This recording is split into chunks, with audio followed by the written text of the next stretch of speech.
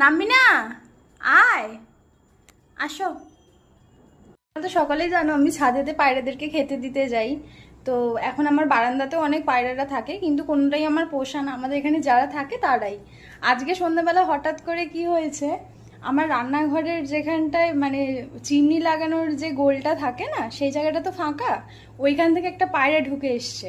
এইবার এখন তো সন্ধ্যা হয়ে গেছে, ও বেরোতে পারছে না, আমরাও কিছু বুঝতে পারছি না কি করা যায়। তাই জন্য আমরা এখন ঠিক করেছি ও এখন সারা রাত এখানে থাকবে। যদি ওর কমফোর্টেবল লাগে ও থাকবে, নইলে এই যে এদিকে জানলা খোলা আছে, বা ওখান ও যেখান থেকে ঢুকেছে সেখান থেকেও বেরোতে পারে। চলো তোমাদেরকে পায়রাটা দেখাই।